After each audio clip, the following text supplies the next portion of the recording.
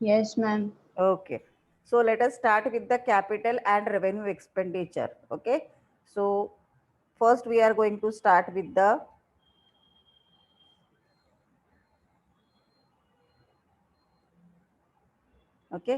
capital expenditure. Okay. First we are going to start with the capital expenditure. Now what is the capital expenditure? Capital expenditure means expenditure refers to funds that used by company for purchase, improvement or maintenance of long-term assets. Okay, it should not be actually maintenance, it should be a exact definition of capital expenditure क्या है? For purchase, improvement. Okay, it should not be a long term asset, it should be maintenance of asset. यहाँ पे क्या आएगा? अगर कोई भी company long term assets purchase करने के लिए या उसमें कुछ इम्प्रूवमेंट करने के लिए या उसका कॉस्ट बढ़ाने के लिए कोई भी खर्चा करती है, then it is called as capital expenditure. In short, any expenditure on fixed assets are known as capital expenditure. एक सिंपल मीनिंग बता, सिंपल एग्जांपल लेते हैं हम लोग. देखो, कोई भी वो फिक्स एसेट टेंजिबल हो, इंटेंजिबल हो, that is consider as capital expenditure. जैसे फॉरगेट अबाउट द बिजनेस, आप लोग का घर है और वहां पे आपने एक बालकनी था, उसका एक रूम बना दिया.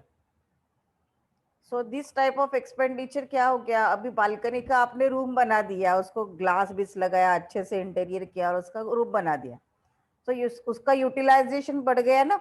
जैसे आपका पहले 1 BHK प्लस बालकनी, ये ऐसे घर था. नाउ अभी क्या हो गया? आप अगर किसी को पूछोगे, कोई पूछेगा आपको, तो आप क्या बोलोगे? मेरा 2 BHK है. ओके, 1 BHK प्लस मतलब क्या? 1 bedroom, hall and kitchen and plus balcony, ऐसे आपका तो पहले था. अभी जब आप बालकनी को रूम में कन्वर्ट करते हो तो आपका हो जाता है 2 BHK, यानी आपके फ्लैट की वैल्यू बढ़ी ना. Because of this expenditure the value of your flat is increase. Correct. So उसे बोलते हैं कैपिटल एक्सपेंडिचर. मतलब एसेट पे अगर हमने एक्सपेंडिचर किया और उसके वजह से एसेट्स का अर्निंग कैपेसिटी, जैसे कोई सिनेमा गृह है, मतलब फिल्म सिनेमा गृह समझते हो, थिएटर. ओके, वहां की सिटिंग अरेंजमेंट चेंज की सो दैट पहले 100 लोग ही बैठ पाते थे, अभी 150 लोग बैठ पाएंगे. इसके वजह से उस सिनेमा गृह या उस थिएटर का इनकम बढ़ा ना. पहले 100 टिकट से वो बेच पाते थे, अभी कितने बेच पाएंगे? 150. सो अर्निंग कैपेसिटी बढ़ा, then only also it is called as capital expenditure. हाँ, लेकिन अगर उसको मेंटेन करने के लिए मैं हर साल उसको व्हाइट वॉशिंग करती हूँ. व्हाइट वॉशिंग समझते हो? व्हाइट वॉशिंग का मतलब मालूम है? चूना लगाते हैं ना जैसे. No, miss. हाँ, व्हाइट वॉशिंग मतलब कलर नहीं, प्राइमर कलर ऐसे लगाते हैं, कुछ चूने में कलर वलर डाल के लगाते हैं. बहुत सारे घरों में लगाते हैं, हर दिवाली में. पुराने जमाने में तो हर दिवाली में लगाते थे. अभी ये जो हम लोग कलर लगाते हैं वो बहुत कॉस्टली आता है, राइट. बट हमें अपने दीवारों को मेंटेन रखना है और कॉस्टली एक्सपेंसेस भी नहीं करना है. इन सच अ केस क्या करते हैं? दीवारों को चूना लगाया जाता है, व्हाइट कलर का रहता है, मालूम है ना. कभी कभी ऐसे पीछे जाएंगे तो अपने ड्रेस को भी लगता है, कभी कभी देखा है कभी लगाया हुआ ऐसे, which is for maintenance of that assets. अगर वो नहीं लगाएंगे, नीचे का प्लास्टर निकल आएगा दीवारों का. सो सच टाइप ऑफ, इसके वजह से एसेट का कीमत नहीं बढ़ने वाला है. तो such type of asset is not known as, such type of expenditure is not a capital expenditure. अगर उसके वजह से कोई भी एसेट का कीमत बढ़ रहा है, then only it is called as capital expenditure. जैसे आपके हॉल में आपने एसी बिठाया, ये कौन सा एक्सपेंडिचर होगा बोलो? हॉल में एसी बिठाया, Capital expenditure. यस. हॉल में अगर आप एसी बिठाते हो और बाद में अगर आप अपना घर बेचने के लिए जाते हो विथ एसी, तो definitely it will receive a more cost. उसका आपका अर्निंग कैपेसिटी या उसका आपका एसेट का वैल्यू क्या हो जाता है? बढ़ जाता है. यानी इन शॉर्ट कैपिटल एक्सपेंडिचर मतलब क्या? जिसके वजह से एसेट का लाइफ बढ़ता है, एसेट का अर्निंग कैपेसिटी बढ़ता है या एसेट का कॉस्ट बढ़ता है, तो उसे क्या बोलते हैं? Capital expenditure. जैसे गुडविल परचेस किया, पेटेंट्स परचेस किया, कॉपीराइट परचेस किया, इंटेंजिबल एसेट आई ना हमारे पास। So such type of expenditure are known as capital expenditure. Remember that the benefit of capital expenditure is for more than 1 year. एक साल से बहुत ज्यादा समय तक। जैसे आपने घर में फर्नीचर लिया, चेयर्स परचेस किए, या कंपनी ने फर्नीचर परचेस किया, तो हर साल कंपनी फर्नीचर चेंज करेगी क्या? नहीं ना। अब एटलीस्ट 10 सालों तक वही फर्नीचर यूज किया जाएगा। Correct? So such type of expenditure are known as capital expenditure.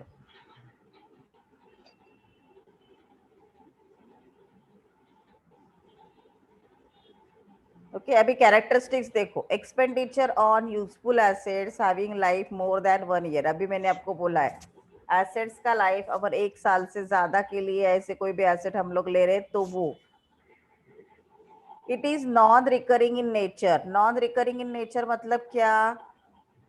Recurring मतलब बार बार आने वाला, नॉन रिकरिंग मतलब जो खर्चा बार बार करने की जरूरत नहीं है। कैपिटल एक्सपेंडिचर हर साल करने की जरूरत नहीं है। अगर हर साल करने की जरूरत है तो वो कैपिटल एक्सपेंडिचर नहीं होगा। Increase in the earning capacity of asset. अभी मैंने बोला कि 100 की कैपेसिटी थी, 150 की कैपेसिटी की फिल्म इसका थिएटर का, तो अर्निंग कैपेसिटी बढ़ा ना। ओके। या पेट्रोल इंजन था, उसका डीजल इंजन बनाया, क्या होगा? एक कार में पहले पेट्रोल इंजन था, अभी डीजल इंजन या नेचुरल गैस पे हो गया। गैस गैस पे भी होता है ना आजकल, सीएनजी पे किया। क्या कौन सा एक्सपेंडिचर है ये? ऑटो भी रहता है, देखो पेट्रोल से सीएनजी पे कन्वर्ट किया ऑटो को। Which type of this expenditure?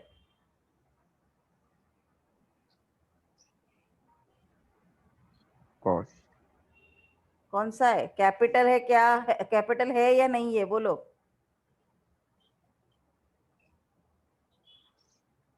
Capital expenditure है ना, क्योंकि उसके वजह से क्या होगा? हमारी कॉस्ट ऑफ रनिंग व्हीकल कम हो जाएगी। करेक्ट? जितना पैसा मुझे पेट्रोल पे खर्चा करना पड़ता है उतना मुझे सीएनजी पे खर्चा नहीं करना पड़ेगा, और मेरा इनकम तो उतना ही रहेगा, सो ऑटोमेटिकली मेरा प्रॉफिट बढ़ेगा। So it means earning capacity बढ़ता है एसेट का, so it is capital expenditure. Increase in the value of asset. जैसे मैंने अभी आपको बताया कि आपने बालकनी को रूम में कन्वर्ट किया, एसेट का वैल्यू बढ़ा, so it is a capital expenditure. Always remember that capital expenditures are shown in the balance sheet asset side. कहाँ पे दिखाया जाता है? कौन सा भी फिक्स एसेट है, देखो बैलेंस शीट के एसेट साइड में goodwill, patents, copyrights, land and building, plant and machinery, furniture, ये सभी कैपिटल एक्सपेंडिचर इसके ऊपर हम लोग करते हैं, वो बैलेंस शीट के एसेट साइड पे दिखाते हैं। देखो पहले कैपिटल एक्सपेंडिचर समझा है तो ही आपको आगे का समझेगा। मैं ये स्लाइड फिर से रन करती हूँ फर्स्ट से। देखो अगर आपको कुछ डाउट आया तो पूछो मुझे।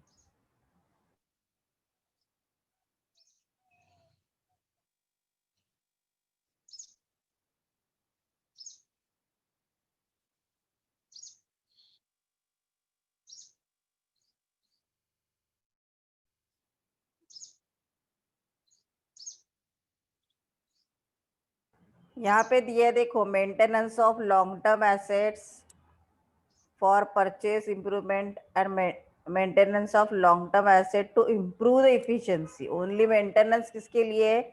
Improve the efficiency, right?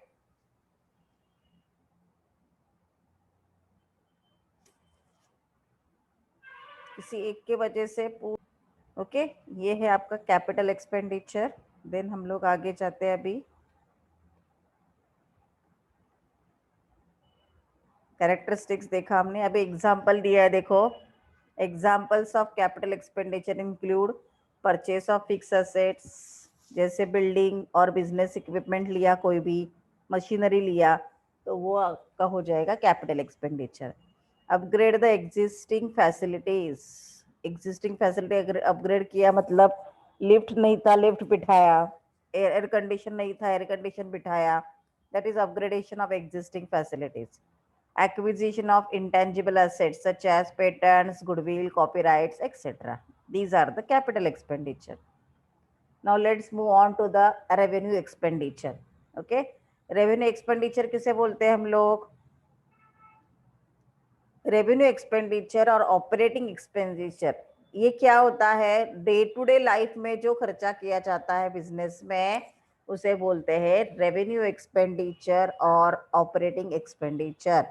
मतलब ये ऑपरेटिंग एक्सपेंडिचर बिजनेस के एसेट्स मेंटेन करने के लिए किए जाते हैं. ओके, मतलब operating day to day life का खर्चा करने के लिए और एसेट का नॉर्मल मेंटेनेंस एंड रिपेयर करने के लिए जो खर्चा आता है उसे बोलते हैं रेवेन्यू एक्सपेंडिचर. ओके, उसे क्या बोलते हैं? Revenue expenditure. एसेट्स मेंटेन करने के लिए, रिपेयरिंग करने के लिए और डे टू डे लाइफ में बिजनेस में जो एक्सपेंसेस आते हैं, जैसे सैलरी है, वेजेस है, राइट, पोस्टेज एंड टेलीग्राम है, स्टेशनरी है, टेलीफोन बिल्स है, ये सब पेड करने के लिए बिजनेस में जो खर्चा किया जाता है उसे बोला जाता है revenue expenditure. Okay, it is a recurring in nature, बार बार करना पड़ता है. ओके, अभी इसके फीचर्स देखेंगे तो पता चलेगा. Revenue expenditure does not create any asset, यानी हम लोग जब सैलरी पेड करते हैं तो सैलरी सामने वाले person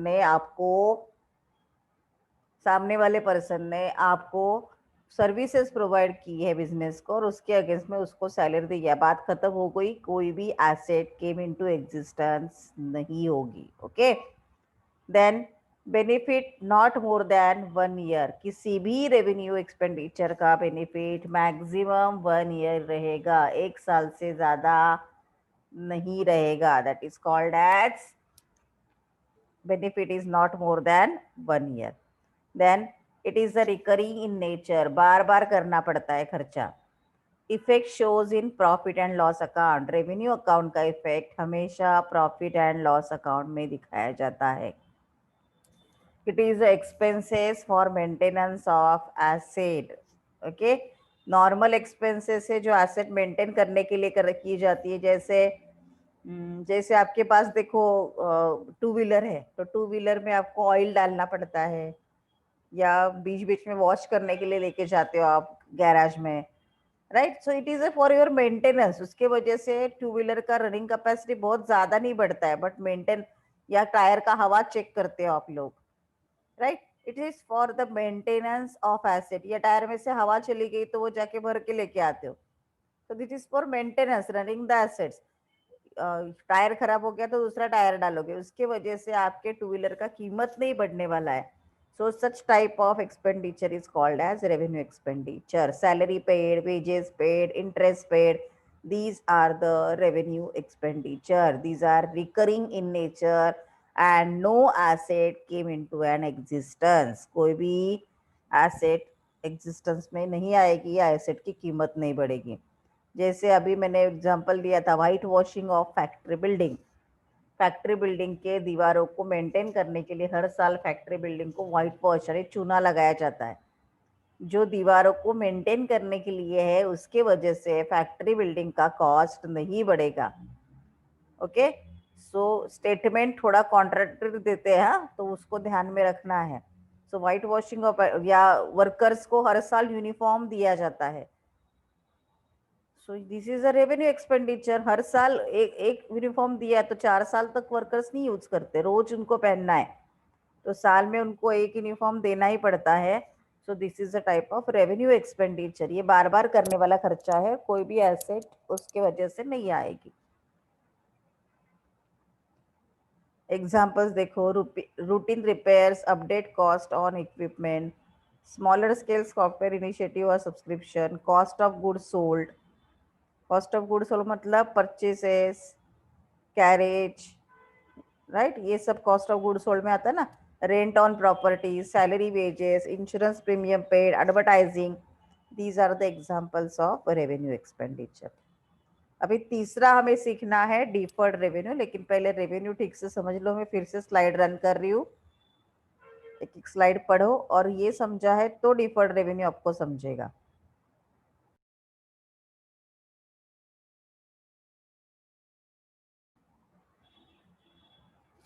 Let us move on to the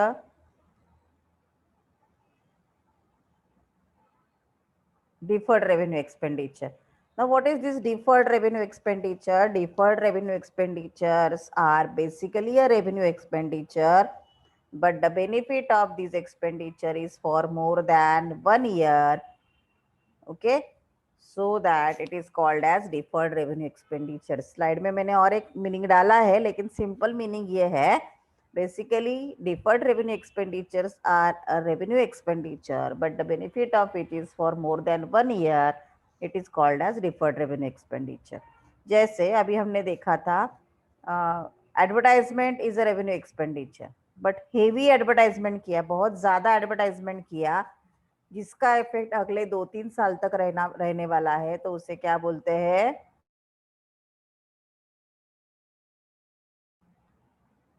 उसे बोलते हैं डिफर्ड रेवेन्यू एक्सपेंडिचर। जैसे देखो, यहाँ डोंबिवली में जब उत्सव स्टार्ट हुआ था, ओके, जब उत्सव, ये इवेंट, कितने लोग डोंबिवली में रहते हैं? उत्सव सबको मालूम है, डोंबिवली जिमखाना में रहता है।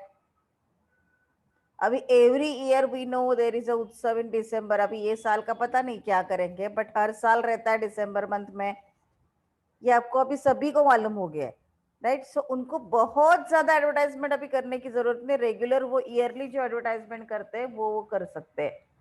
लेकिन जब इनिशियल स्टेज में उन्होंने उत्सव स्टार्ट करने का सोचा था, तो उनको पहले 1 साल को में ह्यूज एडवर्टाइजमेंट करना पड़ा to attract the seller, to attract the buyer. उनको बहुत ज्यादा, बहुत बड़ा एडवर्टाइजमेंट करना पड़ा, जिसका इफेक्ट उनको आगे 1-2 साल तक मिला और उनके कस्टमर्स बढ़ने लगे।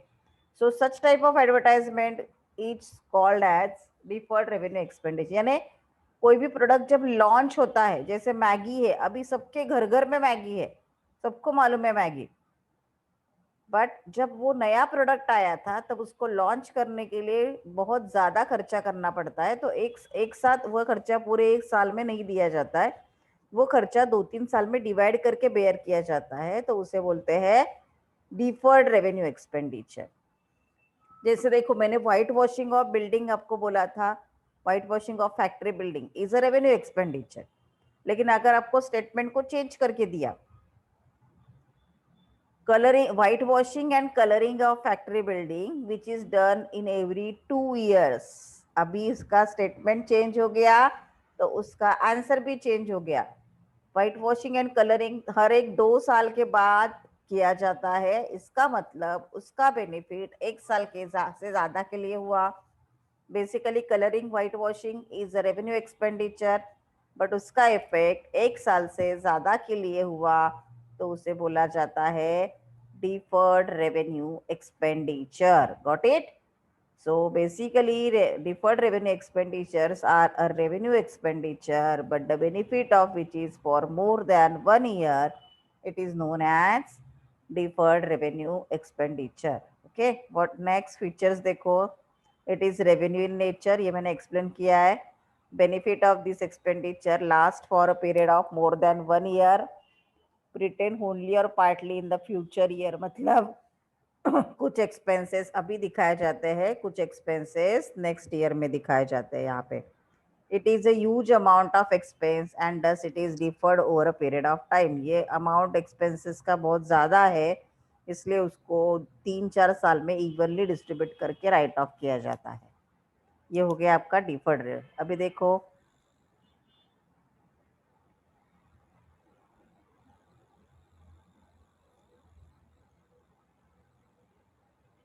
एग्जाम्पल से रेंट ऑफ ऑफिस स्पेस बहुत ज़्यादा दिया है हेवी, तो स्टार्टअप कॉस्ट, बिजनेस स्टार्ट करने का एक्सपेंसेस, एडवर्टाइजमेंट फीस है, ये अगर हेवी है तो यहाँ पे आएगा heavy advertisement fee.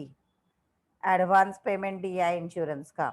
Intangible asset cost that is deferred due to amortisation, मतलब उसकी कॉस्ट कम हो रही है। टेंजिबल एसेट्स, डेप्रिसिएशन कॉस्ट, ये सभी आता है डिफर्ड में, बट आपको मेनली एग्जाम के लिए इतना ही याद रखना है,